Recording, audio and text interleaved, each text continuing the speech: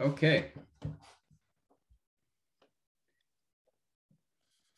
Well, continuing our journey, looking at Hebrew poetry in particular, biblical poetry. And we're on step 4. We're going to be here for some time, just focusing on the poetic analysis of the passage, since that is the key step for looking at poetry. And what we're going to be doing the next few weeks is really going back to some concepts that we learned earlier on. When we talked about characteristics of Hebrew poetry, such as parallelism and imagery, poetic devices. So before, I just sort of introduced you to the topic. We did some examples, but now what we're going to do is apply these steps to one particular passage. And our focus has been on Psalm 128. You remember last time we met, we looked at the setting and the structure of the psalm and got the background context for the psalm. And now we move on to the next step, which is we go through and examine the parallelism within the psalm. I mentioned before that for parallelism, most of the psalms, if not all of the psalms, have parallelism, employ parallelism. But that isn't the case for all books that use Hebrew poetry. Some books use other poetic elements like terseness or imagery, figurative language, but not all Hebrew poetry utilizes parallelism. So when we go outside of the book of Psalms, we have to keep that in mind. But within the book of Psalms, all of the Psalms employ parallelism, at least for the most part. And so your first passage is one of the Psalms. Proverbs, too, by the way, also is very, it uses the parallelism quite extensively. So Psalms and Proverbs, we'll see lots of parallelism. Outside of those two books, not as much, though we do see it whenever Hebrew poetry is used. But like if you're studying one of the prophets, you'll see him using poetic devices, but not necessarily parallelism. So when we study prophecy, we'll look at that. We'll talk about that, and I'll show you some examples. But for the Psalms and for Proverbs, so for both of your passages, you're going to see parallelism and figurative language, by the way, being employed within the poems. All right. So today, what I'd like to do is we're going to focus our attention on parallelism, review it briefly, and then apply it to Psalm 128. And then if there's time, we'll move on to the imagery step. So hopefully this won't look new to you because we have looked at this before. So I'm hoping that just by the review, it'll come back to your minds. Now, remember, parallelism is that feature in Hebrew poetry where both lines within the poem are connected in some specific way, and that the lines are related to one another in a very specific and particular way. And so typically in a Hebrew poetry, you typically will have in parallelism, you want to examine first how many lines are within the verse. And then we want to identify the parallelism that exists or is being used between each of those two lines.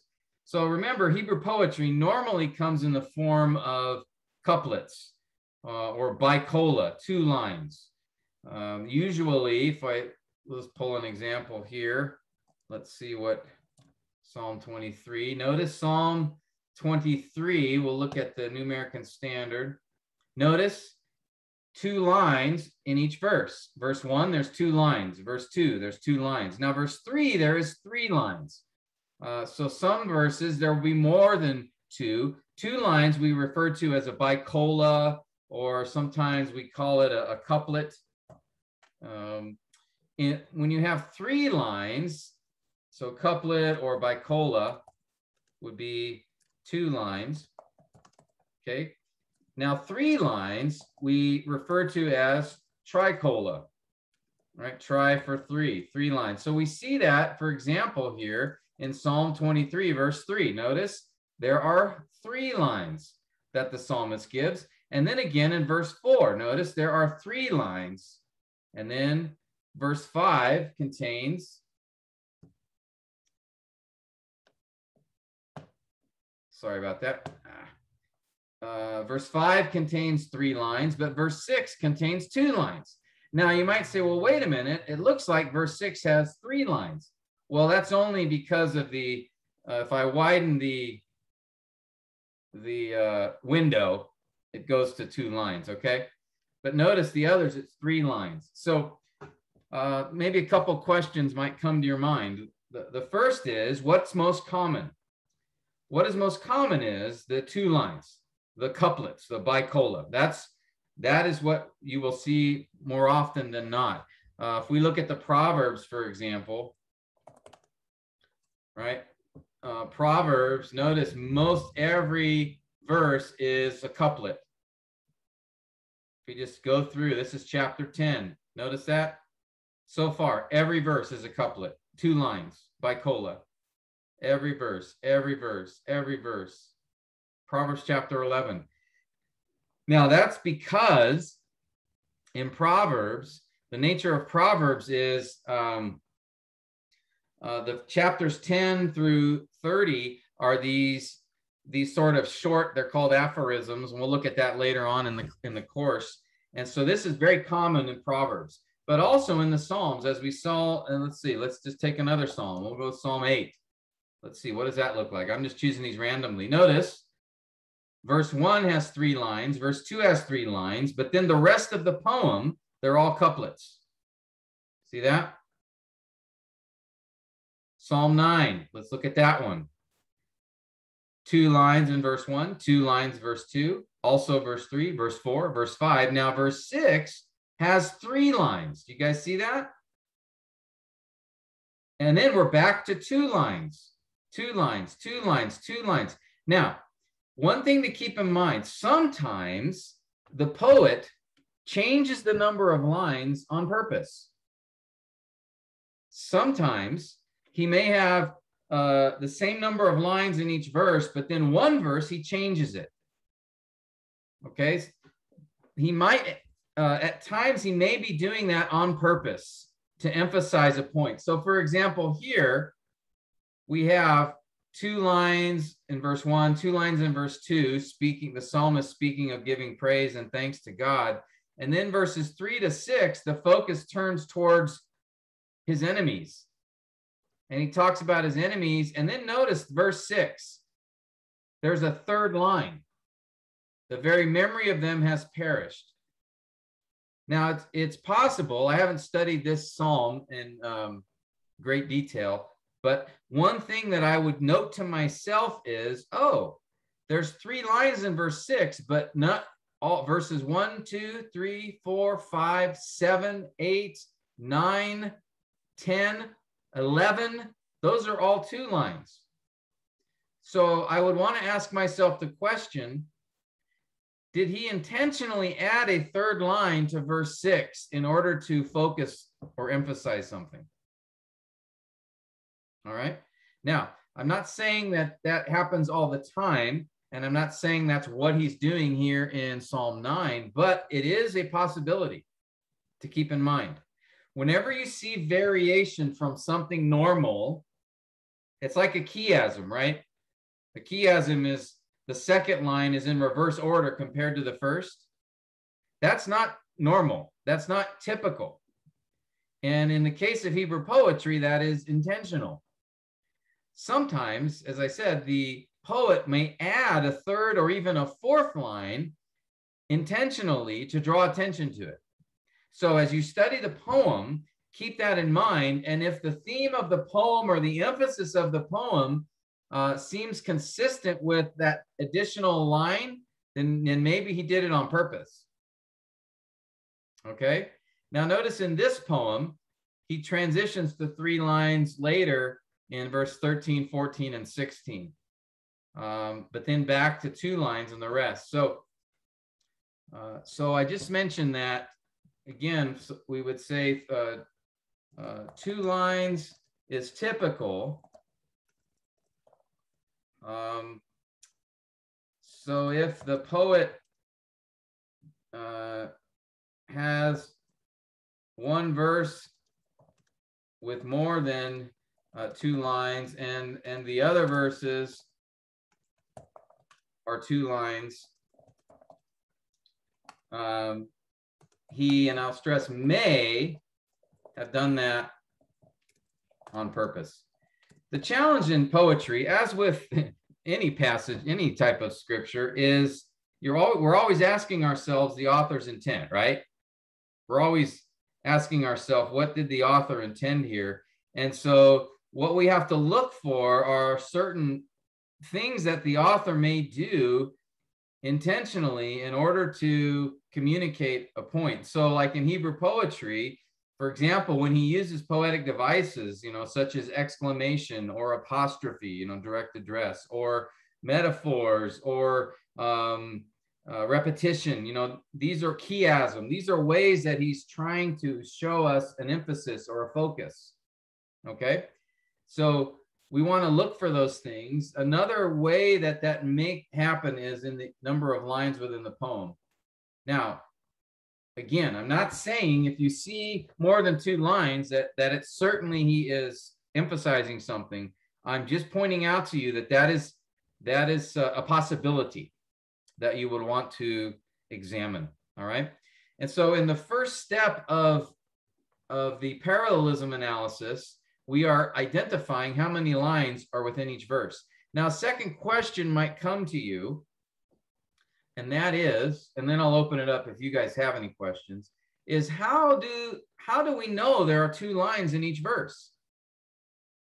Because in the original Hebrew Bible, there weren't verses and there weren't chapters. There was just the psalm with the text. How do we know there was only 2 lines? Well, or 3 or 4 lines. How do we determine that? Well, here is an example. Okay, we'll look at, I mentioned Psalm, we'll go to Psalm 23. And then again, remember, the first verse had 2 lines, and the second verse had 2 lines, and then the third verse has 3 lines. Well, how does the translation know that? And this is advanced. Don't worry about this. You don't have to go to the Hebrew text when you do parallelism, all right? We can just trust the English translations. I just want to show you briefly how they figure out how many lines the original author wrote. And here in Psalm 23, notice, okay, the 1 here is verse 1. And Mitzmor le David is, that is a Psalm of David. Okay, and then the psalm begins here. All right, Yahweh, right? Notice this is my shepherd. Not I want. Okay, now how do I know this is 2 lines? Because notice in the English, okay, here's Yahweh, okay, the Lord, and then here's my shepherd, and then not I want. Okay, so how do we know that's 2 lines? Because notice the New American Standard puts 2 lines. The Lord is my shepherd, I shall not want. The ESV put, their case, they put 1 line. Now, why'd they do that? New King James, 1 line. The NIV, 1 line. Uh-oh, what's going on here? I will explain that a little later, all right? But what I do want you to take note of is in each, notice verse 2 of Psalm 23, there's 2 lines in the NIV. The ESV has 2 lines. The New American Standard has 2 lines. And if we go to the original Hebrew text, the way they determine how many lines is you see all these little marks. Maybe I'll make this bigger. Here, let's do this. Okay, you guys, can you see the text, the Hebrew text here on the right? All right, notice here's verse 2. And again, all the translations had 2 lines there, so they all agree on that. And how they figure that out, or how they're supposed to determine that, is you see all these little dots and lines and triangles underneath the letters. You guys see that? Hopefully it's big enough. The big letters, these are the consonants. Okay. The smaller dots and these 3 dots, 2 dots, those are the vowel signs. Some of them are the vowel signs. All right. And some of them are what are called accent marks. These accent marks were put in by the Masoretes, who were a group of Jewish scholars, copyists, who over many centuries, their job was to copy the Bible accurately. And they understood the Hebrew language, of course, very well. And so they put the vowels in and the accents based upon their understanding, their thorough understanding of Hebrew. And there are some accents like this. Do you guys see this little, looks like a little house under this letter? Here, I'll even expand it more. Okay, it's right here. Can you guys see that? It's right here where my cursor is. That's a specific kind of Hebrew accent that identifies line division. All right, that's a common one. And notice in verse 3, do you guys see verse 3 here? There's one there too. And if we go to verse 4, there's one in verse 4. All right. So there are these markers. Notice verse 5. There's another accent marker that's shaped like that. Okay, that's one type of accent marker that shows division. So when the translators are translating this, they should be looking for these kind of accent marks that show division. Now, poetry is complicated because there's like 6 or 7 of these accent marks that show division. So it's a little bit complicated. So I'm not going to have you guys do this, okay? I'm just trying to explain to you where these line divisions come from. So in this case, in verse 2, right, he leads me beside still waters, right? If we go to he makes me lie down in green pastures. He leads me beside quiet waters. Well, if we look at the Hebrew text, he leads me to quiet pastures is this line here. And then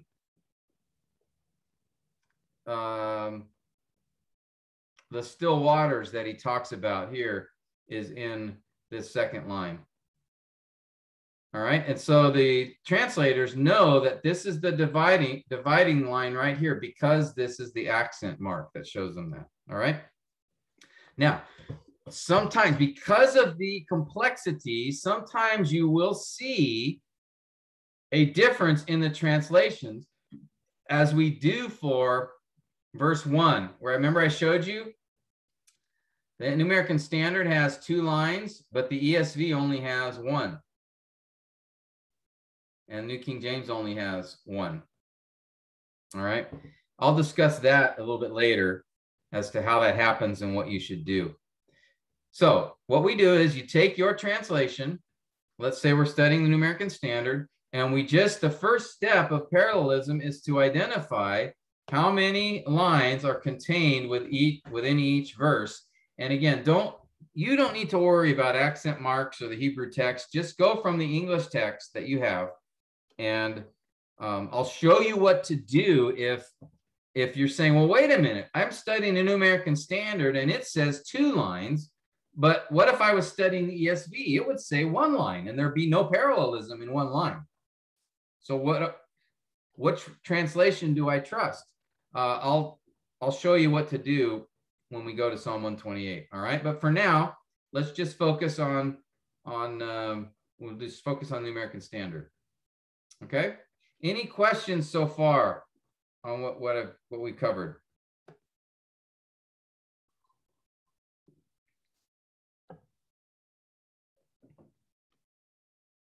That hopefully makes sense.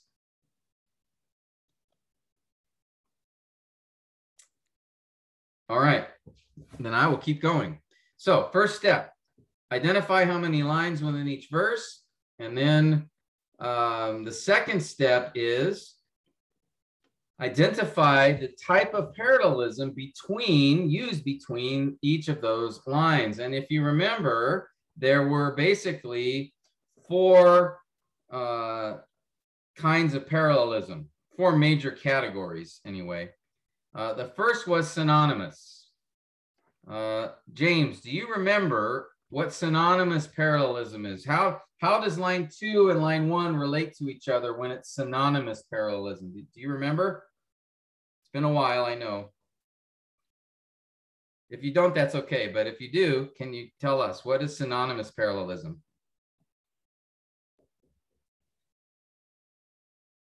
Go ahead and unmute too, so we can hear you. Synonymous, the second line repeats the first line. Yes, exactly. The second line repeats the first line. So again, not exactly, right? It will use synonyms. Now, what about contrastive then, James? If synonymous, the second line repeats the first, what about contrastive? Contrastive, the second line contrasts the first line. It'll contrast the first line.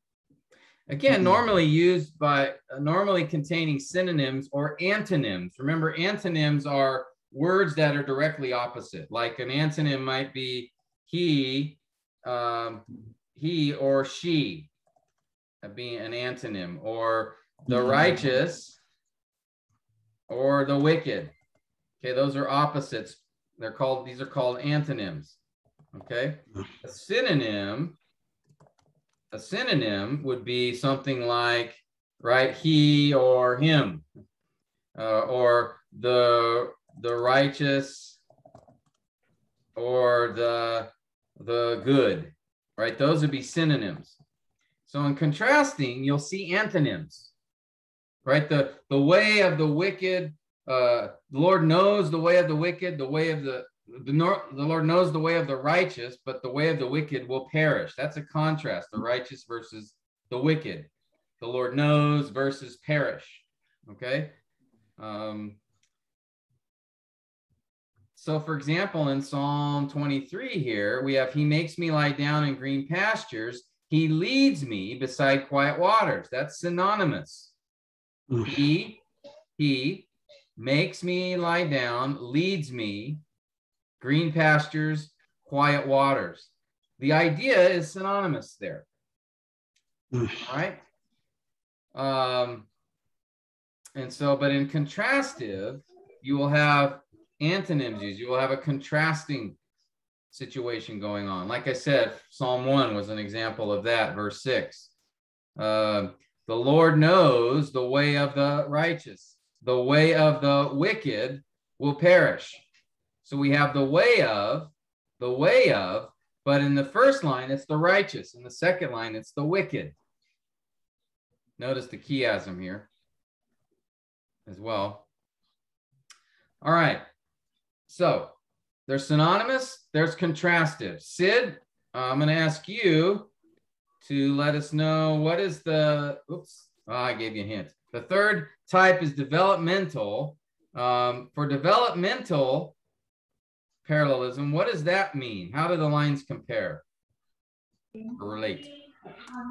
The second line gives more explanation of the first line, or it develops the idea. Yeah, we say the second line develops the first line, and it can develop the first line. We identified 3 different ways. Do you remember those 3 ways? What are the 3 ways that the second line can develop the first? You mentioned one just a minute ago in the definition. The illustration. Yeah, illustrates or explains. So one line can illustrate the other, explain it. Good. You remember any others? the cause and effect. Yeah, there's the reason, Reason or and result. reason and result. That one line can give the reason for the other or the result for the other. And then the third one was expand or add. So the second line adds more information or expands upon the first, all right? So these are the three kinds of developmental parallelism. And I put them all under developmental because we could have made separate categories, but I think they all relate to each other with the idea of one line is developing the other. So it's either adding to it, illustrating it, or giving a reason or result of it. All right? All right, good. Now, there's a fourth kind of parallelism. So here's the three types of developmental. There's a fourth kind that we called formal, which was, again, if you guys remember, right? It's called the ambot. The ambot. It's called the ambot. No, it's not clear. The ambot. Right? Some call it miscellaneous. I don't know why. Some have other names for it. I forget, but basically it is we don't know. Okay, it's not clear. So those are the four kinds. Now, I've mentioned chiasm. Chiasm we could call a fifth kind. Often chiasm will use, often uses synonymous or contrastive parallelism. But remember, in chiasm, the second line is reversed compared to the first, all right? We just showed that here. The Lord knows, and then there's the way of the righteous. But notice the second line, the way of the wicked is the beginning of the second line, all right? And so that is a chiastic structure. And chiasm, again, is used to focus attention on the part of the sentence that was reversed. So in this case, the psalmist here is focusing attention on the way of the righteous versus the way of the wicked. So he's giving emphasis on those two paths, those two ways. He's emphasizing their contrast. All right. So here's an example of a chiasm using contrastive parallelism. All right. So I don't know if we should call it a fifth kind of parallelism, or really it's just a special case of the first two. But either way, pay attention, because you will see that it will have both. It will have a synonymous or contrastive parallelism, and then it could have the chiasm added on top of that. All right.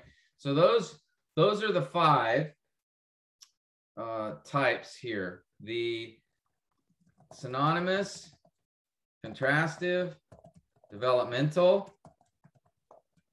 And again, remember, developmental is those three: expand or add, illustrate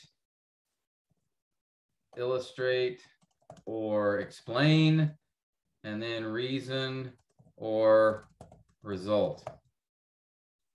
And then there's the ambut, and then chiasm would be something else to look for as well. Okay, so what I want to do is we'll just look at a couple of verses, 3 or 4 verses, and just do a quick review of some examples of this, just to refresh our memory, and then we will look at Psalm 128 together. So I'm going to ask Kazod if you could read this verse to us and then identify for us, and I will put these here below just as a reminder. Can you read Proverbs 14:19 for us, and then identify what kind of parallelism is the author using? Proverbs 14, verse 19. The evil will bow down before the good, and the wicked at the gaze of the righteous. Synonymous. the Okay. evil, and the wicked for the second line. Yes, notice this is synonymous because you have the evil being compared to the wicked. Then you have before the good, at the gates of the righteous. All right, so those are synonymous ideas. Now, there is one little twist here. We have will bow down, but do you see anything like that in the second line? Is like will bow down or will bend or something like that? Do you see that in the second line? Implied? It's implied. You remember there was a poetic device we called ellipsis? Ellipsis.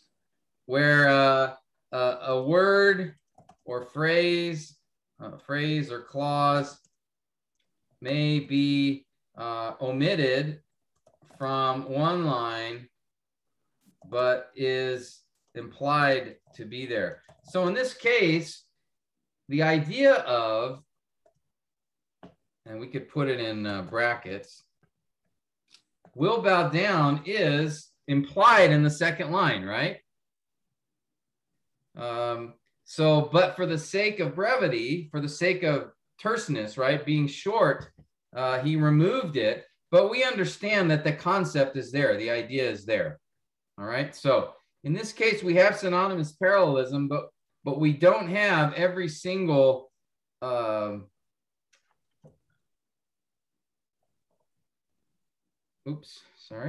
we don't have every single phrase or clause always in both lines. Sometimes we see this ellipsis taking place, and that's exactly the case here in this passage. All right, but this is synonymous parallelism. Questions on that?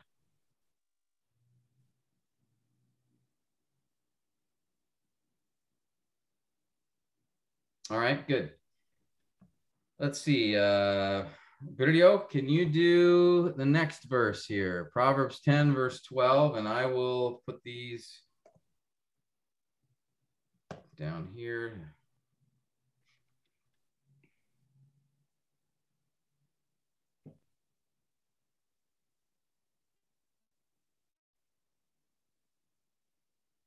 Can you read it okay? Okay. Okay, sir. Proverbs 10, verse 12. Yes. Hatred stirs up strife, but love covers all transgression. Constructive, sir. Yes, good. It's contrastive. Contrastive. Okay, notice hatred versus love. Stirs up versus covers. All right. Now, what's interesting, notice here, strife and transgressions are similar, right? They're more synonymous. They're not antonyms. When you have contrasting parallelism, not every word or phrase will contrast, will be antonyms. All right. So here, but we know it's contrasted because we have the subject is opposite, hatred versus love. And then the action is opposite, stirs up versus covers. All right. So, and then the translators put in that word but. So that kind of shows us they see the contrast there. But we could see it by just the fact that the subject and verbs are antonyms, opposites. Okay. Hatred, basically, you're right. Hatred causes trouble or sin, but love overlooks it, covers it. All right. That's a contrasting parallelism there. All right. Questions?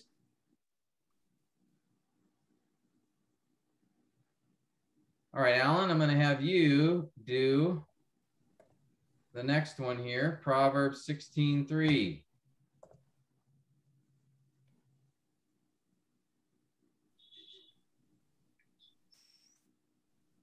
Proverbs 16:3. Commit your works to the Lord, and your plans will be established. Commit your works to the Lord and your plans will be established. I think it's developmental. Okay. Developmental. What kind? Because it could be expansion of the idea or reason or result. Yeah, expansion, or could be Reason or result. Yeah, result, right? And I think as we look at it, result makes the most sense. Okay. Now, how do we know this is not synonymous or contrastive? Well, notice the structure of the grammar is different. First, the first line is a command. Okay, I'll just put that in. You guys see that? Commit your works to the Lord. It's in an imperative. Do this. The second line, so we'll put the verb mood is imperative. But notice the second line, the verb mood is what? Indicative. Or, right? Your plans will be established. That's a statement, not a command. So that's one thing to show this is synonymous. Another is the subject is your works. Commit your works. The subject is you in the first line. You commit your works. The subject in the second line is plans. So there's a difference in the mood of the verb. There's a difference in the subject. Okay. And so, and then the statement is not a synonymous idea. Now, if he had said, commit your works to the Lord and give your plans to God. Okay. If he had said that, right? Commit your works to the Lord, works, not words, to the Lord. Give your plans to God. Okay, that's synonymous. But here that's not, notice there is, both are imperatives, and notice the subject is the same, you, and the object is the same, your works and plans. And then added even this indirect object to the Lord or to God. So this would be an example of synonymous. All right. But in this case, actually the verse is, it's not synonymous. It's actually developmental. And I would say result, because he's saying, and your plans will be established. So it's a future occurrence that's based upon the first line. Okay. Now, if he had said, commit your works to the Lord and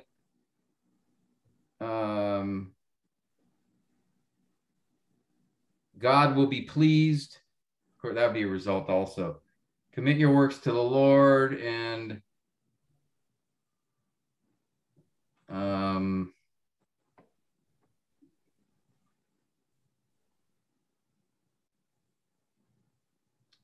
trying to think of something that would be an expansion. Nothing's coming to my mind right now. But you guys see how this is, why this is developmental and not synonymous or contrastive? Does that make sense? Because again, compared to the previous one, hatred and love. Now those are antonyms, but they're both, the subject are antonyms, all right? Stirs up, covers. Those are sort of opposite verbal ideas. Strife and transgressions, those are synonymous with each other, all right? And both of these are statements, by the way. Hatred stirs up, love covers. Both are indicative. If we go to Proverbs 14, the evil will bow down before the good. The wicked will bow down at the gates of the righteous. Again, those are both statements are indicative. The subject is the same. The verbal idea is the same. And in this case, even the object or the, not the object, the location, if you will, is similar. The gate before the good, the gates of the righteous. All right. Okay. Questions?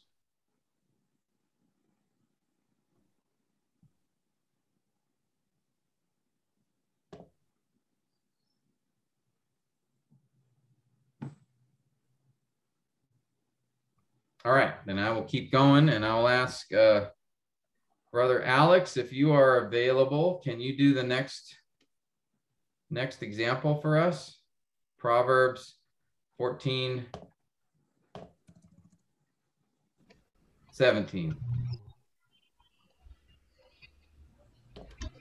Proverbs 14:17, a quick-tempered man acts foolishly, and a man of evil devices is hated. Okay. I'll grab the, yeah, there's the options up above.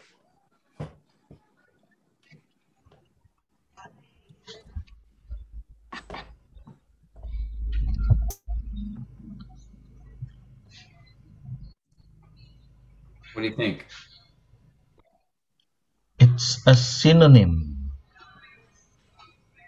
It's a synonym because it tells of the same thing. The Okay, quick-tempered man, yes, and the quick-tempered evil man, man. man of evil devices. All right. Man of evil, yes. Okay, now let's look at the verbs. Are those similar? Are they synonyms? No. They're not. The first line tells about the acts of the quick-tempered man, and the result is on the second. Yeah, notice the verbs are different. In the first line, it's a verb of action. In the second, it's a verb of being. See that? Yes, yes. So they're not synonyms. And also, by the way, Okay. the foolishly describes the action.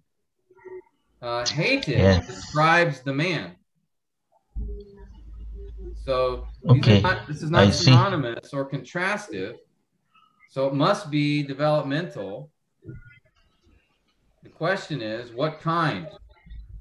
Cause and effect. It could be, yeah, Expansion. it could be expansion, or it could Because be the line result. two, because the line two was Reason torn. and That's the result. line one. Yeah, it could be describing he's hated because he acts foolishly. That's a possibility. All right, that would be result. He is hated because he acts foolishly. Or it could be expansion, just adding, it's making two statements about the wicked. Line two is just added to line one, Pastor, di ba? So yeah, it's one of these two possibilities. We know it's not synonymous or contrastive. I leaned towards the first, but you could make a case for both of them, I think. All right, there's no context, so we can't look at other verses in this case. Let me see. I think it's just a couplet here. Let me see.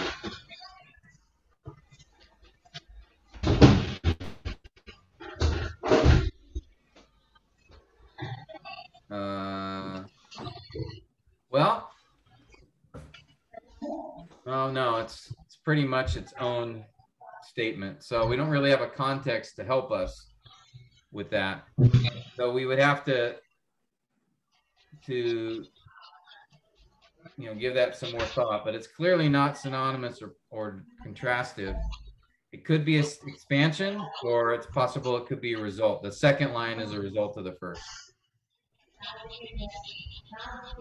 All right, I would take either one of those. as options.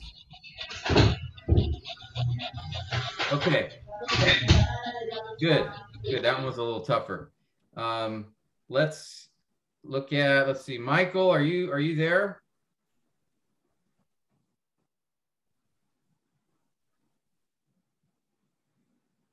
If you are there, Michael, can you do this next verse, Proverbs 10:6? No, Pastor Tim. Hi, how are you?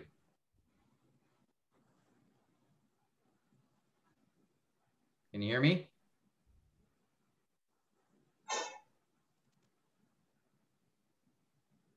Oh, maybe the signal is bad.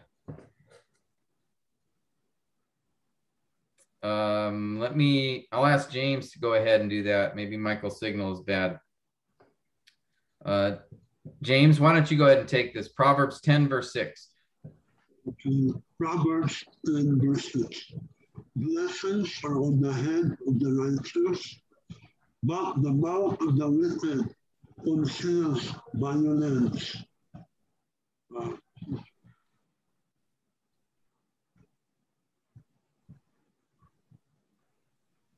Is it developmental? Okay, if it's developmental, what kind would it be? Blessings are on the head of the righteous, but the mouth of the wicked conceals violence. Developmental result. Okay. Yeah, this one's a little tougher. Let's look at it for a minute. All right, we have blessings and violence. Okay, the head of the righteous, the mouth of the wicked. Contrastive. Yeah, I think this is contrastive. All right, and even the translation throws in the word but, because that's how they seem to. Now, what makes this a little more difficult is the verbs are not exactly synonymous here. Okay, blessings are, so the verb here is are in this case, and in the second one it's conceals, but the concept is contrastive, right? And we do have antonyms here. We have blessings and violence. Those are antonyms. We have head of the righteous, so we have antonym, blessing versus violence. We also have another antonym, all right, the head of the righteous versus the mouth of the wicked, okay? So he is contrasting two things, but the twist here is the verb is not exactly synonymous, okay? So this was a little bit of a more complex contrastive parallelism, but he is contrasting to the righteous and the wicked here. Okay, now some of the difference may be just the translation. So if you did more study, maybe if you looked at the ESV or the NIV or something, maybe the way the New American Standard translated here, let's just look to see. So the New American Standard, here, I'll do this.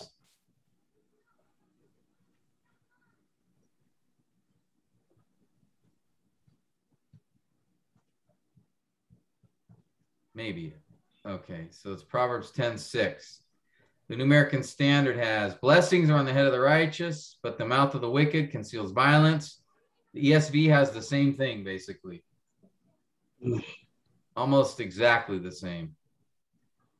I don't even know what the difference is. NIV, blessings crown the head of the righteous, but violence overwhelms the mouth of the wicked. That one, they make it a little more clear that it's contrastive. Blessings and violence.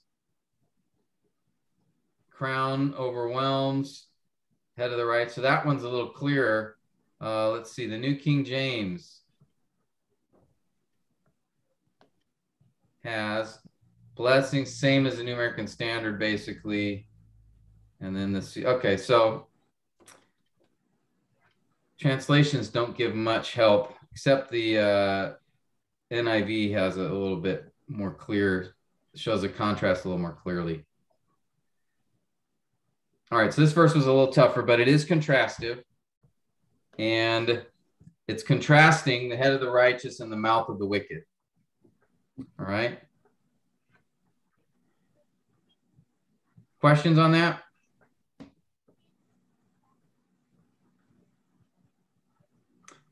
All right, so first two steps for parallelism analysis. Oh, by the way, yeah, notice there is a chiasm here, an apparent chiasm. Okay, the second line ends with, first line ends with head of the righteous. The second line begins with the mouth of the wicked. Okay, so it could be so that this could mean that the author is focusing on the contrast between head of the righteous and the mouth of the wicked. That is getting more attention in this particular verse, contrasting those two things. Okay. So again, notice it's a contrastive parallelism, but it also is in the form of a chiasm. So that's what I said earlier. You could have both. You will have both. A chiasm is not a separate kind of parallelism. It will be found in either contrastive or synonymous parallelism, but it will be a specific kind or feature. All right. Now, so those are just some examples. Back to our poetic analysis. For parallelism, there's three steps. One, identify the number of lines within each verse. Then the second step is identify the kind of parallelism between each line. And remember, if there's more than two lines, then there could be more parallelism between them. So keep that in mind. We'll see that when we go through Psalm 128. The third step is then to take in your psalm, look at the type of parallelism used in the poem and identify any patterns. So for example, if your poem is, 8 verses and 7 of them are synonymous and 1 is contrastive, the author may have done that intentionally to focus attention on the one verse that's different. Okay, or if most of the verses are developmental, and then you have 1 or 2 synonymous verses in there, that could be intentional. All right, not always, but sometimes there will be a pattern within a particular psalm of the parallelism. So just when you're done identifying the parallelism, just go back and see it. Okay, is there a pattern here, or does it look kind of random or mixed? All right. Halo, halo. Is it a halo, halo psalm, or is there a pattern? All right. All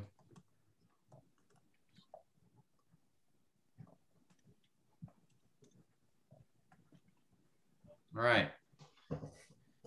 Okay, so let's go ahead then and do this for Psalm 128. Okay. So what I'm going to do is have you read the psalm. I'm going to have Sid, I'm going to have you go ahead and read the psalm, and then we'll just go verse by verse and identify. We'll go through the parallelism steps. But first, Sid, go ahead and can you read Psalm 128, please? Psalm 128, a song of ascent. How blessed is everyone who fears the Lord, who walks in his ways. When you shall eat of the fruit of your hands, you will be happy, and it will be well with you. Your wife shall be like a fruitful vine within your house, your children like olive plants around your table.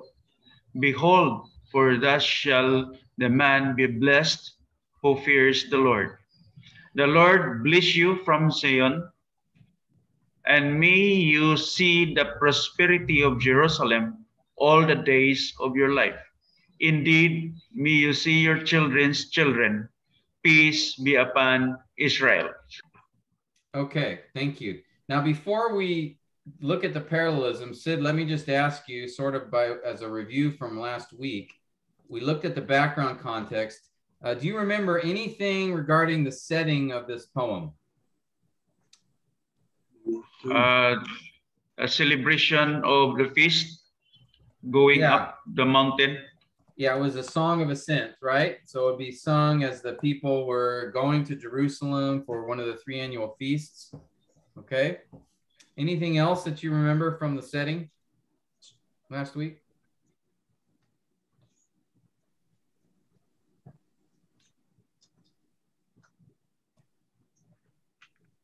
So do we know the author, for example? Unknown, author unknown. Author unknown. We know the audience would be the Jewish pilgrims going to the annual feast. They'd be the initial audience. What else did we talk about? Oh, the structure. What was the structure of the poem that we determined from last week?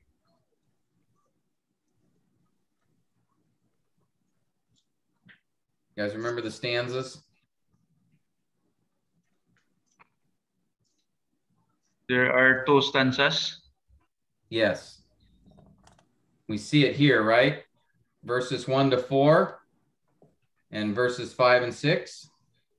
And we had noted there were several indicators of that, right? One, the translation, and most of the translations agreed. Secondly, we identified this everyone who fears the Lord, the man who fears the Lord. We identified it what looks like an inclusio. And there was a different focus. Verses 1 to 4, the focus was on the man and his home. But verses 5 and 6 expanded to the city and the nation. And also, if you remember, verses 1 to 4 was sort of the tone was statements. But verses 5 and 6, it was more of a prayer, tone of prayer. So those were features that we noticed that told us, okay, there looks like 2 stanzas here in this particular poem. All right. Okay. Now let's look at the parallelisms. That means let's identify how many lines are contained within the verse. Now I'll keep the New American Standard Translation open to the right here. Let's see. Kazot, we're going to start with you. I'm just going to have you identify. Now the title is not poetic, so it won't employ parallelism. So we don't worry about the title of the psalm. That's more setting information kind of thing. So we start in verse 1. How many lines are in verse 1, Kazo? 2 lines. Yeah, this is the easy part of the analysis, right? Okay, so line 1, there's 2 lines. How about line 2, Kazo? How many? 2 lines also, Pastor. Yes, praise God. This is easy. Oh, you got the easy part. All right, let's go a little more difficult here. How about verse 3?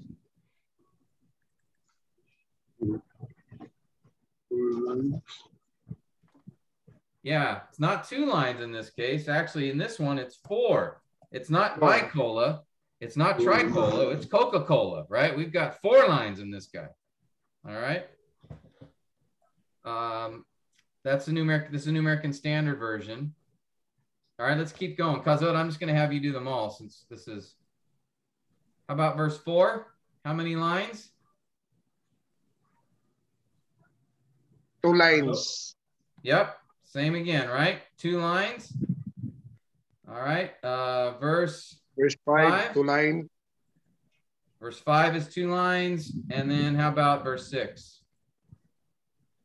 2 lines. Okay, 2 lines in verse 6. Now, here, let me, now what we typically want to do is you'd say, okay, that's the New American Standard Translation. All of them are 2 lines except verse 3. Now, what we want to do is, okay, what about, so here, let's do this. Okay, so the New American Standard has 2 lines in every verse except verse 3. Now, what we want to do is we want to check, okay, is that the same do the other key translations do that? So let's look at the ESV. And let's compare. All right. Alan, I'm going to have you do this. Compare what we found in the New American Standard with ESV. Is there any verse that's different?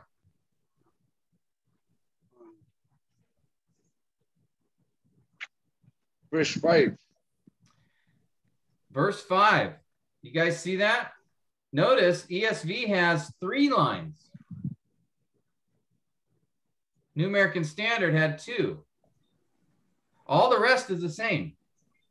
2 lines, verse 1, 2 lines, verse 2, 4 lines, verse 3, 2 lines, verse 2, 2 lines, verse 6. That's the same, but verse 5 is 3. Now, remember I told you before, that means the ESV and New American Standard, they read the accent marks differently. Or honestly, I think sometimes, I don't know for sure who the translators were. I don't know for sure if they were paying attention sometimes to the accent marks. They may not have been. That may be why there's differences. Okay, so we say, well, what is it? Is the New American Standard right? Or is the ESV correct? Which one do I use? Well, here's what I tell you to do. Always look at 3 translations and the same 3. Look at the New American Standard, the ESV, and the New King James. NIV. NIV is okay, but they're not as literal or technically accurate on this. So use the New King James version.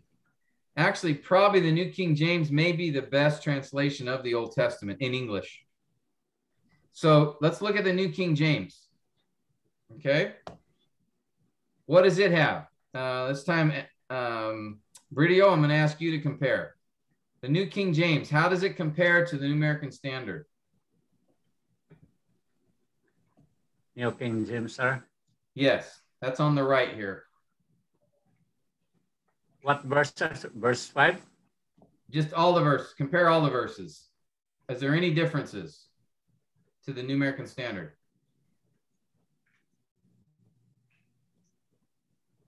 I try to look, sir. Can you see it? Yes, sir. I think, sir, verse 5 is quite different from... Yeah. Verse 5 has how many lines? 3 lines, sir. 3, yes. You see that, guys? All the other verses are the same. So verse 1, 2, 3, 4, and 6 are all the same between all 3 versions. The only verse that's different is verse 5. And I note that here in the notes, there's a difference. So the New American Standard has 2 lines. All right, let's put that here. All right, so the new NASB has 2 lines.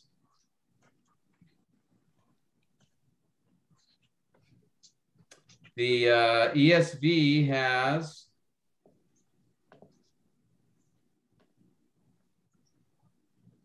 okay, there we go.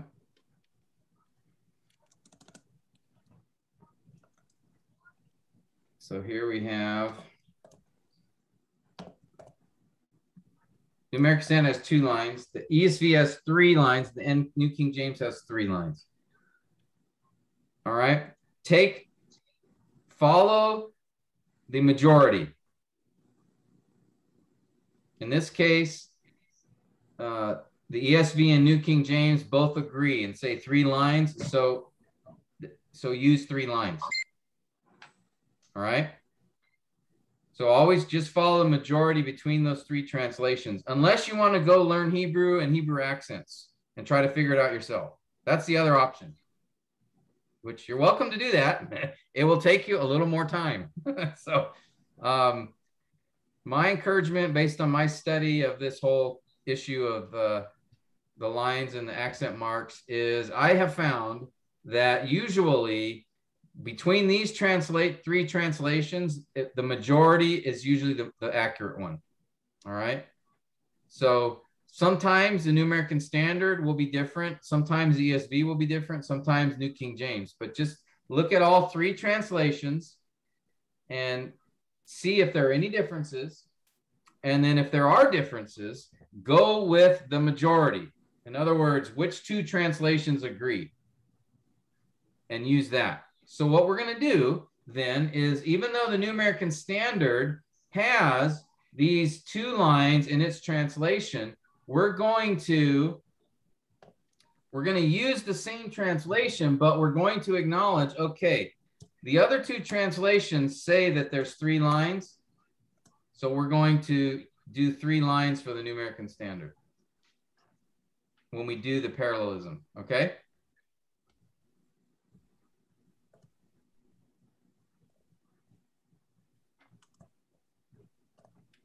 Any questions?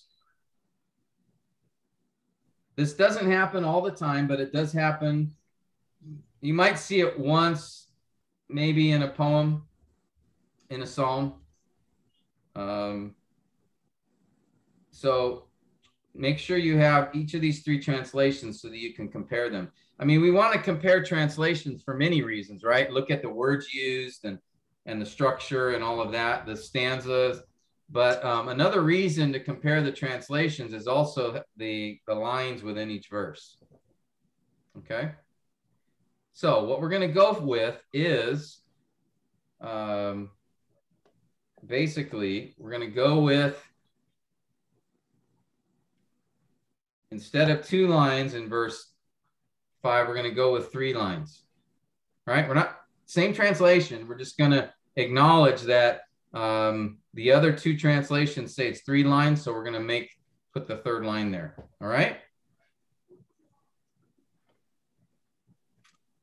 Okay, now let me look at the actual accent marks and see. What verse is this? Verse 5. Okay, there is one. Yeah, there's 3 lines in the Hebrew accents. This is a Hebrew accent mark here. Okay, so it is this is the word bless you, Yahweh. Yahweh bless you, and then here's from Zion. Okay, and then you see that arrow at the top here where my cursor is. Can you guys see my cursor? That's an accent mark. That means that the line should be stopped here. All right, and then the next line is see good. You see good. It's really an adjussive. Let you see good in Jerusalem. All right, or the good, the good of Jerusalem. All right, and then notice I showed you this accent mark here. You see that little house there? That's another accent mark. That means that it should be, the line should be divided here. And then here is all the days of, and then your life. So 3 lines is actually correct. All right, but like I said, unless you're really interested in Hebrew accent marks and want to spend days and days studying to figure it out, I would just go with the majority of the English translations. All right. So I don't know. Did I make it more confusing, or is it clear? Do you guys understand what we're doing here? Does it make sense? I just want to show you the translations didn't arbitrarily come up with these lines, but actually the lines are based upon something from the Hebrew text, from the Masoretic text. Pastor Tim? Yeah. Is it always the case that the translations follow the original lines, like 2 lines, 3 lines? Do all these translations follow? For the most part. The original lines? For the most part, but sometimes, like we saw here, right? The New American Standard only put 2 lines, all right? They should have put 3. But generally, the translations follow it. Yeah, generally they follow it. Uh, Like I said, you will probably only see maybe one verse out of 10 that's different between the translations. All right. Is there a case, Pastor Tim, where there aren't two lines, just one line? Yes. Well, look, Psalm 23. Remember that one? We looked at that at the beginning. This is Mitzmor, that's Psalm of David.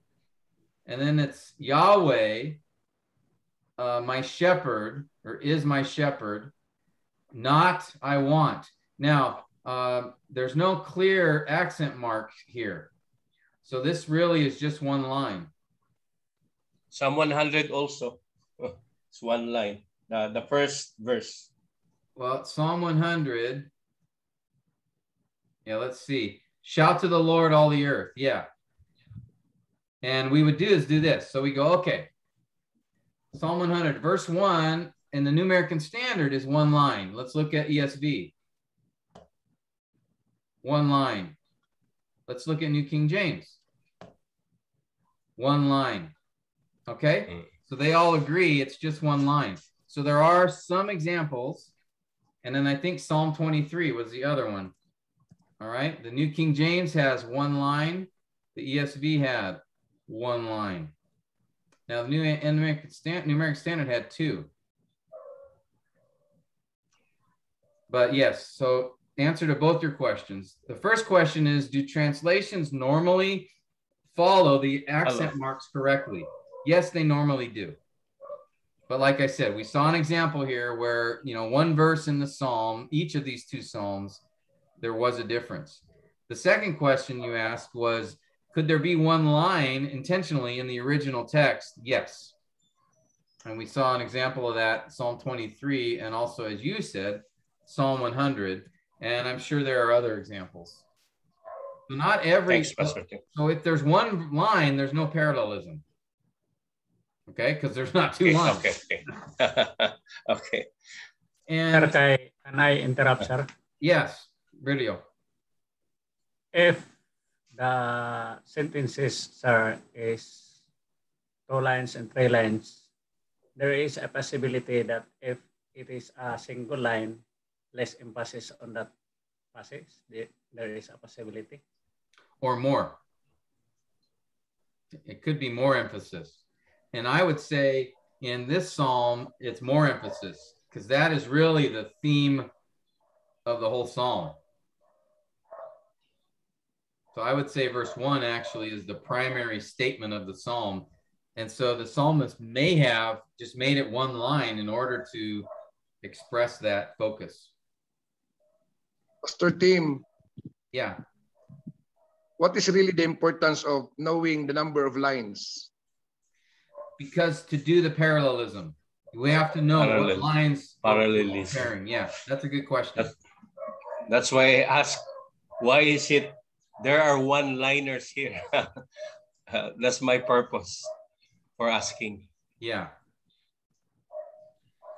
So yeah, so that takes us, that's a good question to take us to the next step here in Psalm 128. We first identify the number of lines because we want to look at the parallelism.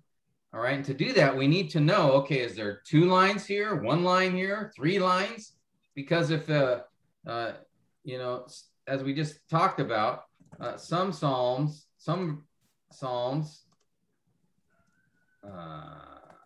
have a verse with only 1 line. All right, we just looked at an example. And in that case, there is no parallelism. Okay. Most psalms have verses with 2 lines, right? Bicola. Now in that case, we have parallelism, right, between the 2 lines. Now in some psalms, and we see this in Psalm 128,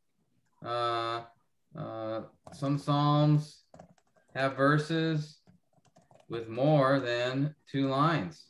And in that case, there could be, I'll call it multiple parallelism happening. I'll show you that example in a minute. Okay, there could be line 3 could be parallelism to line 2, and line 2 to line 1. Sometimes an author will make parallel 2 lines. We'll see that in Psalm 128, where lines 1 and 2 are synonymous with lines 3 and 4 together. Okay, so if there's more than 2 lines, it gets a little more complicated, but you want to identify how many lines you have so that you can correctly analyze the parallelism being used. All right, let's do this for okay. And when you're done with looking at the number of lines, you might want to ask, okay, is there some sort of pattern here or emphasis? 4 of the verses have 2 lines in Psalm 128. 1 verse has 3 lines, and then 1 verse has 4 lines. Is there emphasis on that? That's different? It's hard to say. Not sure, but something to just keep in mind. All right, let's go to the second step here. Parallelism analysis is now we want to identify the type of parallelism. This is the part that'll take a little longer to do. What is the parallelism being used, a relationship between the lines within the verse? All right, so let's do that for Psalm 128. We'll go verse by verse. I think, let's see here. We'll have Alex, if you're there, why don't you try verse 1? What type of parallelism being used here?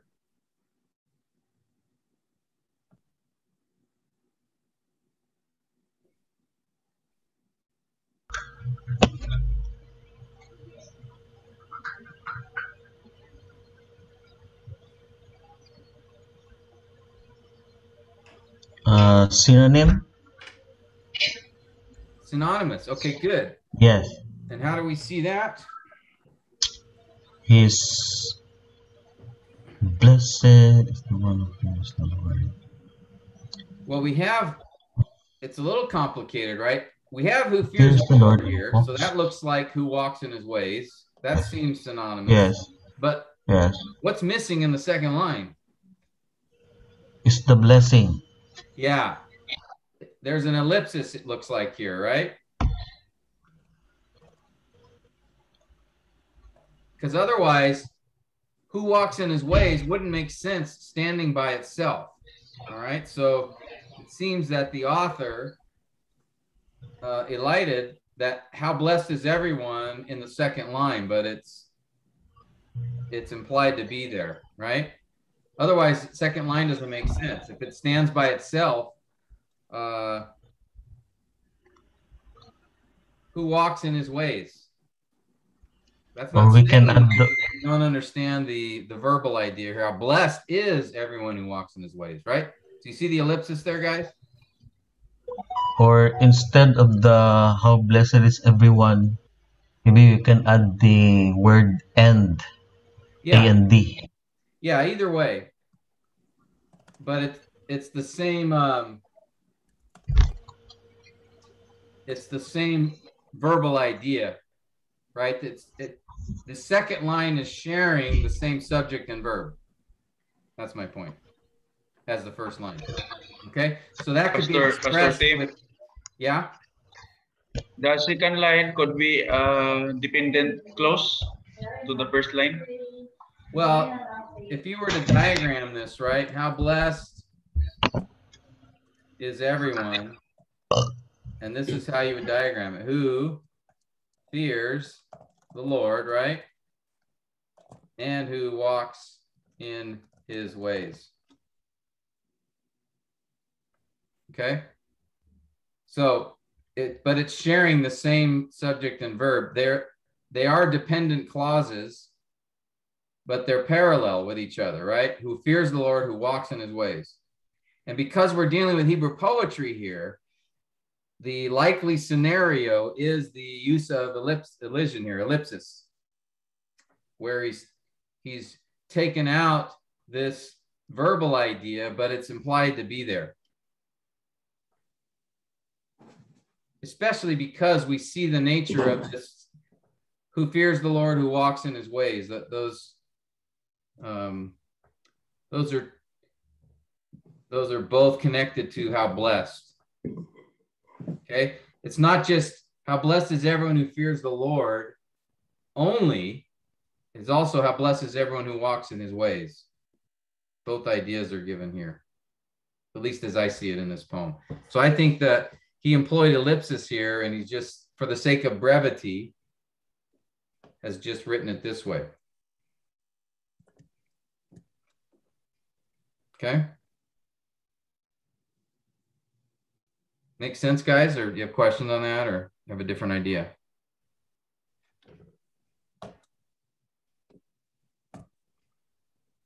So if that is the case, then this would be synonymous parallelism in this verse 1. All right. Okay. Bridio, I'm going to ask you to do the second verse. What kind of parallelism? And I guess let me, I'll go back and grab the different options just so you have those in front of you.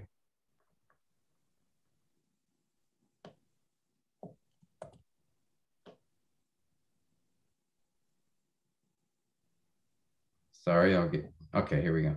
So here are the different options. So verse 2, what do you think? When you shall eat the fruit of your hands, you will be happy, and it will be well with you. Try to look, sir.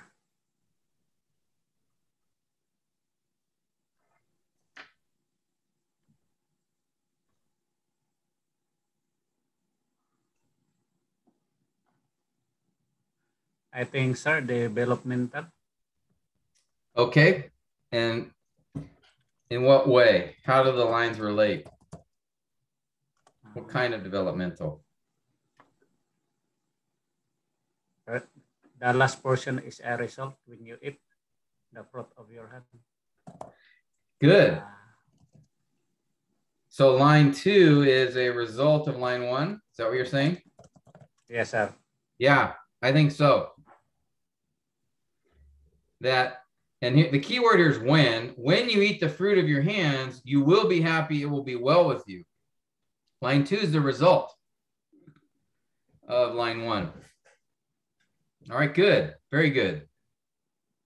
And here technically it's 2 results, but in the second line, generally it's a result of the first.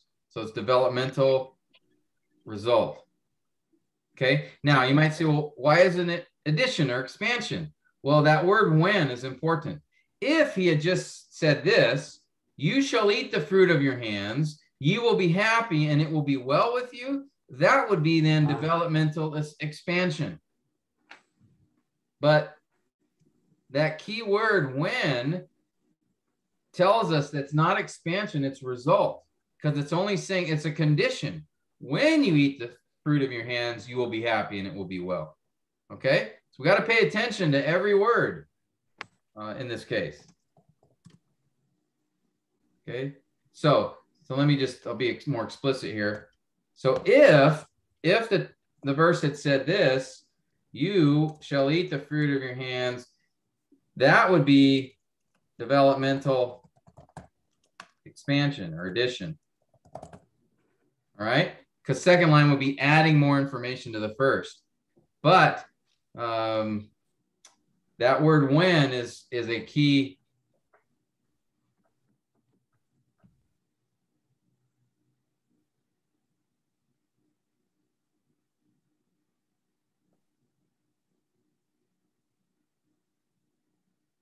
Yeah, okay.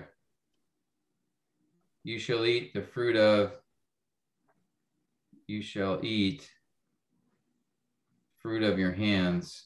And there's that word when. Okay, so it is there. All right. Good. Questions on verse 2? Good observation, Sergio. Any questions?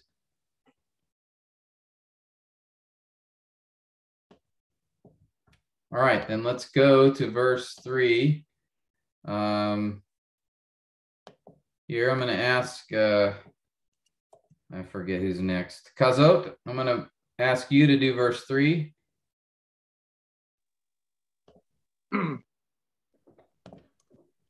Your wife shall be like fruitful vine within your house, your children like olive plants around your table. Now this one's a little more complicated. We've got 4 lines here. So we have to ask, okay, is there any relationship? Okay, go ahead, Kazot. Your wife and your children. Yeah, so we have your wife, your children, and he has shall be like Fruitful vine, like.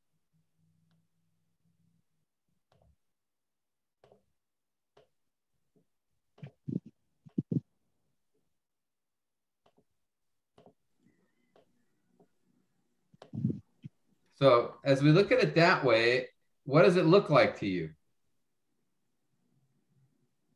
Your wife, fruitful vine, your children, olive plants. Developmental. Your Okay, wife. which lines?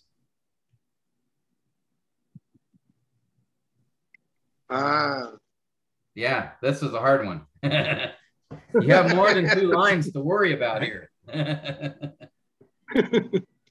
Your wife shall be like fruitful vine, your children like olive plants. Synonymous at first, the like. The word like. Okay, so here's. But, oh, go ahead. I'm sorry. It looks like synonymous because of the thinking verb, the like. Yes, I think lines 1 and 2 are synonymous with lines 3 and 4 together. So if you combine lines 1 and 2, that's synonymous with combining lines 3 and 4 because he's making a similar statement. Okay, it's wife and children. Now those aren't antonyms. Those aren't opposites. They're not exactly the same, but they are both in his home. But yeah, notice shall be like, and then like a fruitful vine, olive plants. Again, those are 2 different kinds of plants, but it's the same idea, right? And then within your house, around your table. So idea. Yeah, so I think, okay, there's a couple things going on. One is, so we combine lines 1 and 2, and that is synonymous to lines 3 and 4 combined. Okay? Because these are 4 lines. Now you could say, well, if I want to look at lines 1 and 2, I might say for lines 1 and 2, maybe it's developmental expansion, right? The within your house is adding information to line 1, where she's a fruitful vine. And you might say, so you might say line 2 expands on line 1 and line 4 expands on line 3. Okay, so there's a couple things going on here. You've got the relationship between the 2 lines, and then you've got the relationship between lines 1 and 2 and 3 and 4. That makes sense? Yes, Pastor. When you have more than 2 lines, it gets more complicated, as you can see here. But I still think there's the idea of parallelism from the author. He's just employing it in a little bit different way than he would for 2 lines. But I think we can couple lines 1 and 2 together and couple lines 3 and 4 together, and those are synonymous with each other. Pastor Tim? Yes. Is there some ellipsis there? Yeah, maybe shall be. Is that what you're talking about? The that portion of the first line, a fruitful vine, could be the ellipsis for the second line. Except he I has read all like, your wife shall be a fruitful vine within your house. okay. Where's the ellipsis? Fruitful vine. Your wife shall be like a fruitful vine.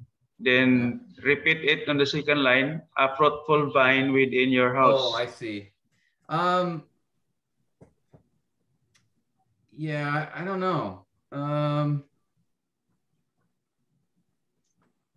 not sure why the psalmist did it this way. Yeah, I'm not sure. I was asking that also. I was asking that also, Pastor Tim, because it could be just one line.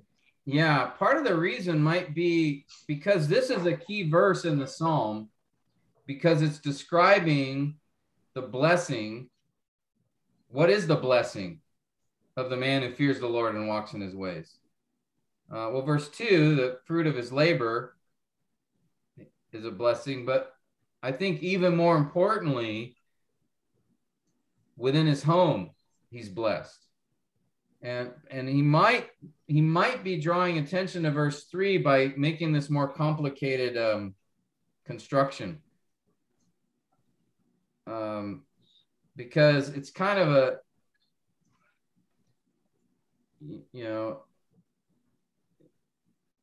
it's a unique way to do this.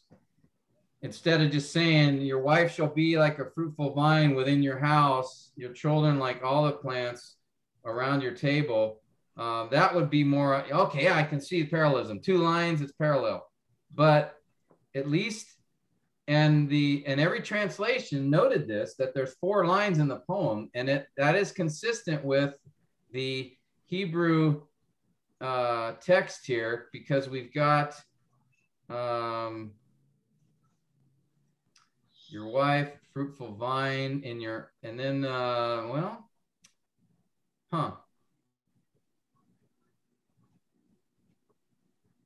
yeah, okay. So, yeah, there's an accent mark here. So, your wife,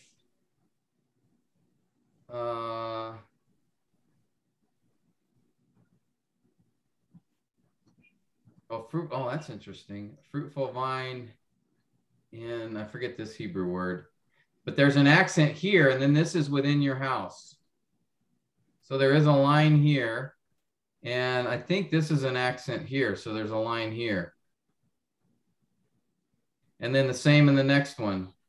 Here's an accent. So there's a line here. So this is your house, your children, like the shoot or the stool of olive tree. And then there's a line around yours. So the accents do show 4 lines like this. Oops. All right, so the translations are consistent with the accent marks. So there are 4 lines in this verse. The question is, why did he separate out that last and make it a little more complicated? Maybe to draw attention to it. Because again, with poetry, right, one of the aspects of poetry, and this is probably true in any culture, is whenever you have unexpected things, when something that doesn't follow the pattern or something that's unusual, that's usually something done by the author to draw attention to that. Right? That's why puns, work. I know Filipinos love puns or wordplay, right? I've seen that a lot from you guys. And I think whenever you do a pun or play on words, right, it draws attention to a point you're making, because it's not normal. It's not typical. So whenever you see things like this in Hebrew poetry, where it's different from the norm or from the pattern, that may be on purpose, because he's trying to bring more attention to that particular thing. And that, at least as best as I can tell in all my studies of this psalm, I think that may be why this is a unique structure here in this passage. I think lines 1 and 2 are synonymous intentionally with lines 3 and 4, and why the author didn't do it this way, right? That would have made more sense. Make it 2 lines and it's real obvious. But he didn't do it that way. He did it this way. So there's still the parallelism. You can still see it there, but the other features, maybe it's just done to draw attention to it. All right. So these are just notes you would make to yourself as you're studying. And then as you continue to study the text, you may see, you know what? It seems like in this poem, there is some emphasis on the man's home. And that would make sense why he would have done this in verse 3. If he's trying to give emphasis, there is blessing on the man who fears the Lord. One way he's blessed is the fruit of his labor. A second way he's blessed is really the fruit in his home. And there seems to be more attention to that blessing in this particular psalm. And then notice even right after verse 3, he says, behold. That's an exclamation, right? That's a statement to draw attention. So it's almost like right after he says verse 3, he says, now behold, stop, pay attention, consider this. This is how the man is blessed who fears the Lord. So verse 3 seems to draw more attention from the author. Okay, that's just a long way to say, pay attention to differences because they could mean something. But do you guys understand that the parallelism here is a little more complicated? But any questions on that? Can you guys see this? If not, please ask. I want to make sure it's clear.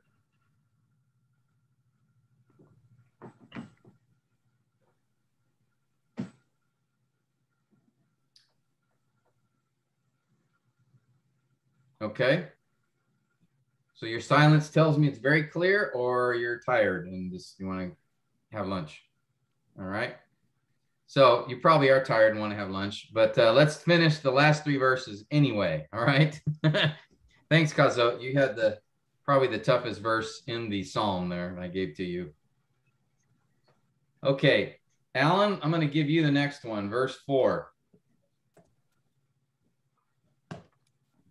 What kind of parallelism do you see here?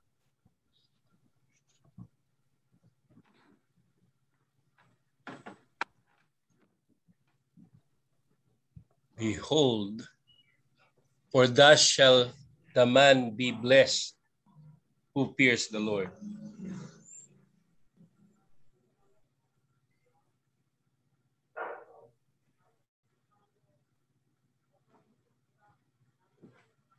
I think it's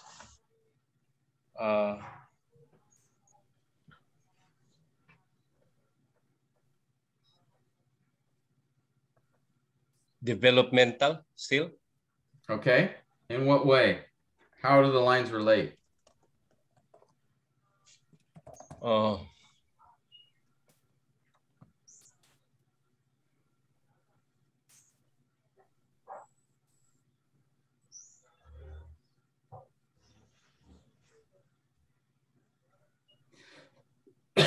I think it's there's a bit of it returns to the first point in verse 1. Yeah, I think that's the inclusio. He seems to be repeating that statement. But how do the 2 lines in this verse relate?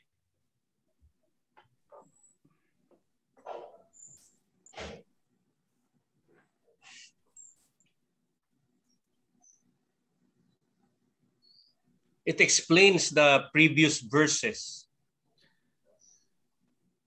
Yes, it's really summary. Difficult, but okay, yeah, so, it explains the previous verses. It's difficult to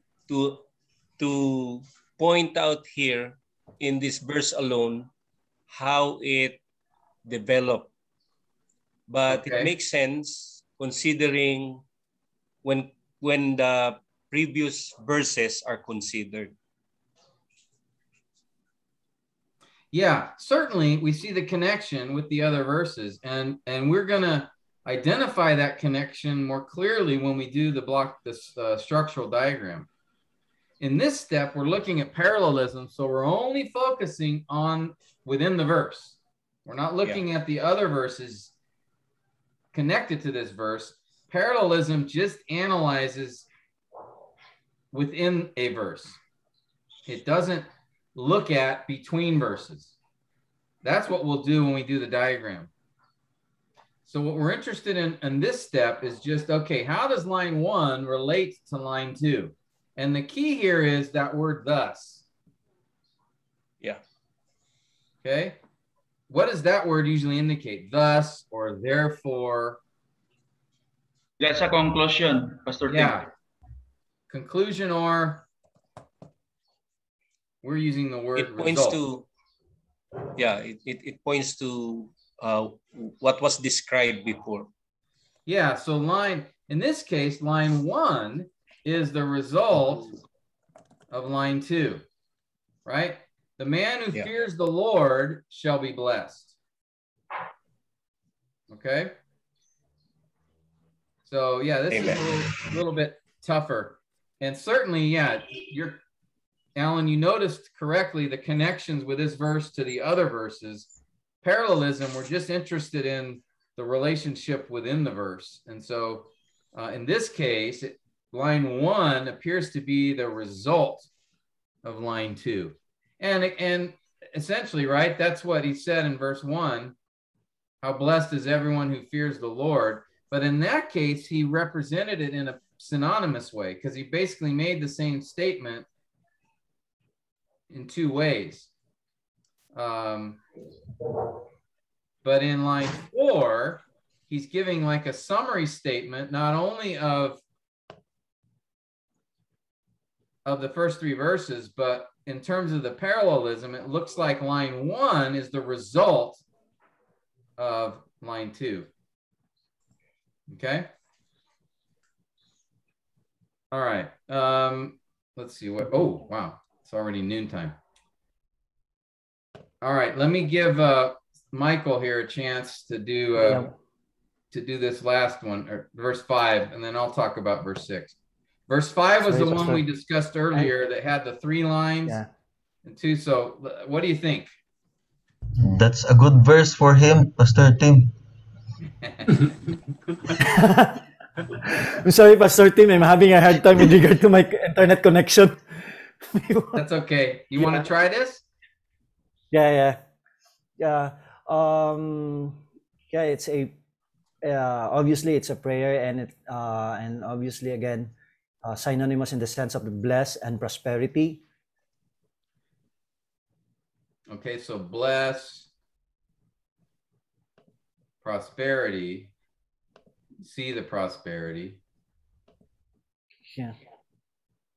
And connection of 1, 2, and all, and 3 is the result of, I think, all the days of your life. Yeah, that seems to be adding information, right? Yeah. It could be to line 2, but it could be the line 1 and 2. So certainly line 3 develops line 2 and maybe line 1, okay, by expansion. Okay, it's adding information. May you see the prosperity of Jerusalem all the days of your life. So it's adding more information. The question is lines 1 and 2. Okay. How do those relate? Notice, as you said, Michael, it looks like it's a form of a prayer. May you see. So the subject is different in line 1 and 2, right? The subject in line 1 is the Lord. Line 2, the subject is you. You. So the Lord bless you from Zion. May you see the prosperity of Jerusalem. The ideas are similar, but is this synonymous or is it developmental? Developmental. In what way? Uh, What kind? just adding. Yeah, I or think expanding. So line 2 adds to line 1. I think it's just, yeah, he's adding the prayer. 1, may the Lord bless you from Zion, and 2, may you see the prosperity of Jerusalem. So the first line, he asks blessings upon the man or the hearers. Yes. The second line is blessing upon the city. So Yeah. I think developmental expansion. Developmental expansion. Yeah. And then line Even 3, line 3. I think just either it's adding to line 2, or maybe it might be adding to both of them. And that may be why he made it a separate line. Yes. Okay. It's implied for 1 and it's implied for 2. Yeah, that might be why he made it a separate line. Yeah, because if it had just been this, then we would say, oh, it's only for line 2. Yeah. But it seems that the third line, I would say more than maybe, it's probably modifies both lines 1 and 2. Both. Okay. Now, verse 6 is a challenge. It's still a prayer. May you see your children's children. Peace be upon Israel. Those are two very different statements. So on this one, I just said, I don't know. It's not clear to me. I mean, you could say expansion, but the first one, again, it's a specific to the man or the hearer. May you see your grandchildren.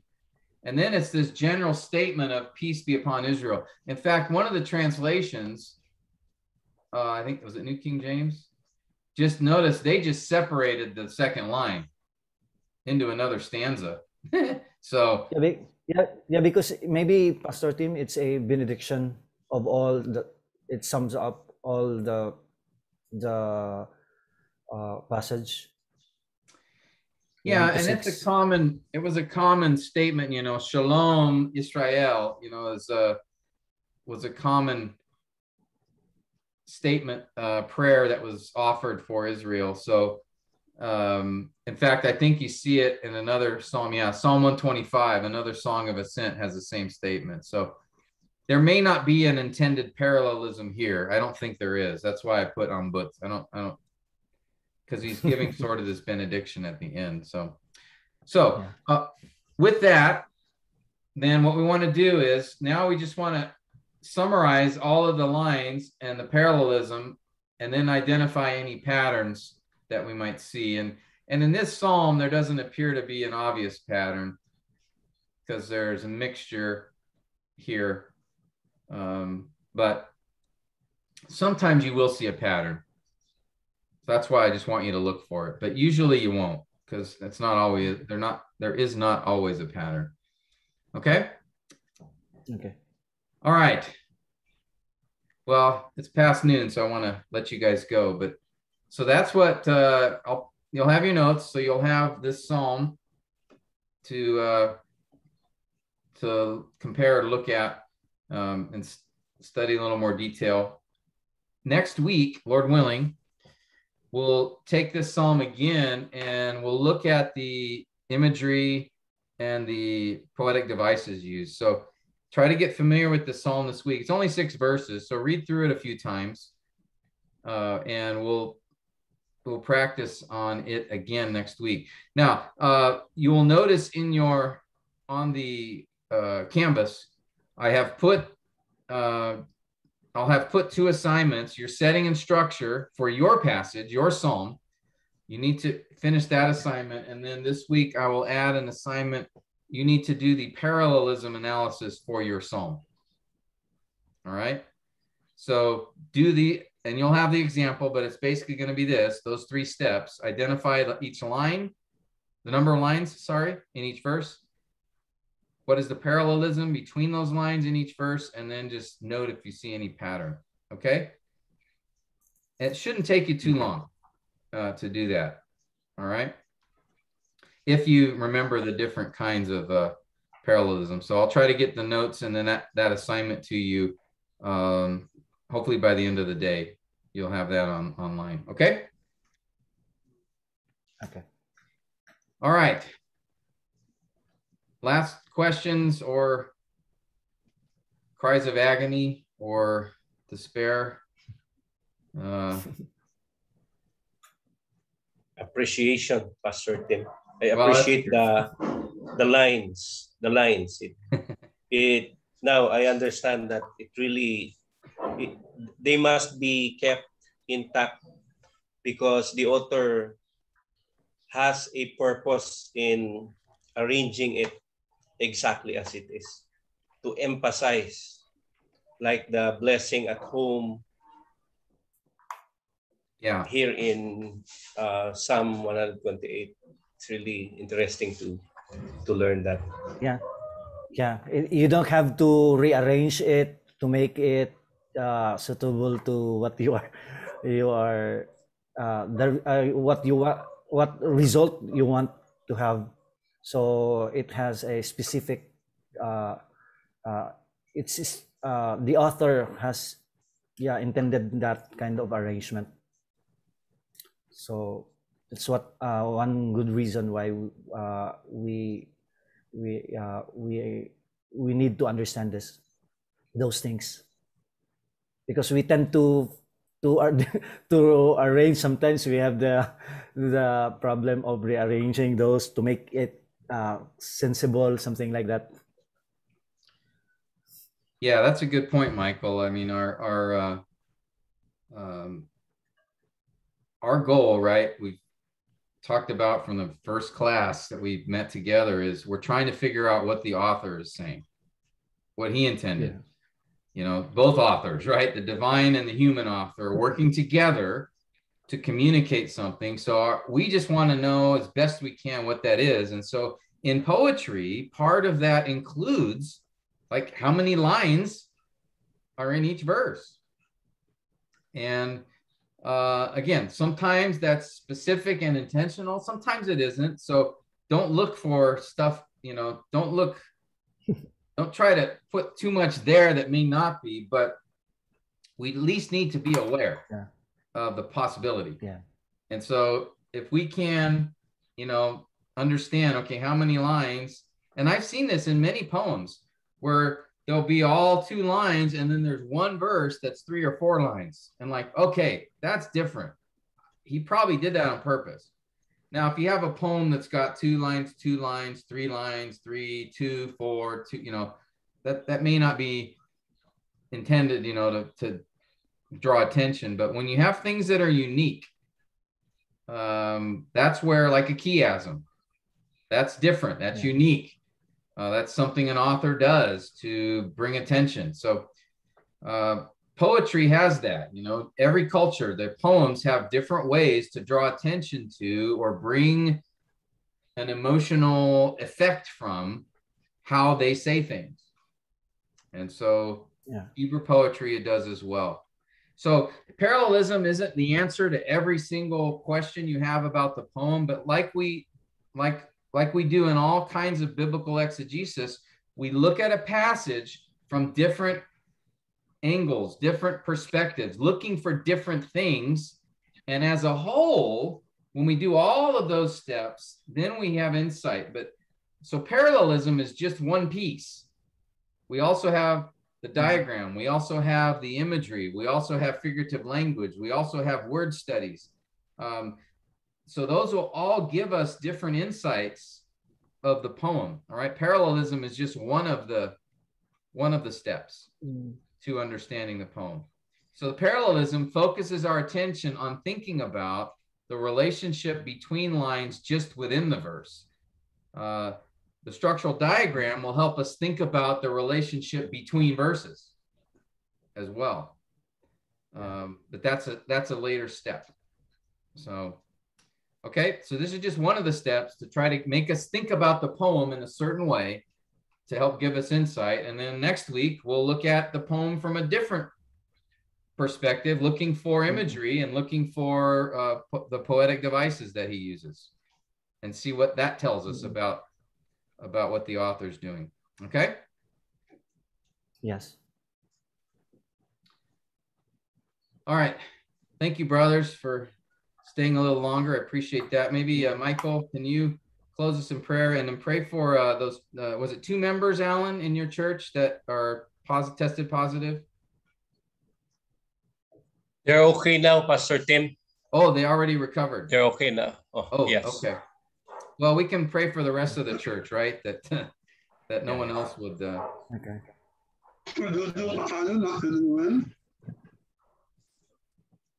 Sorry, James. Pastor Dodo.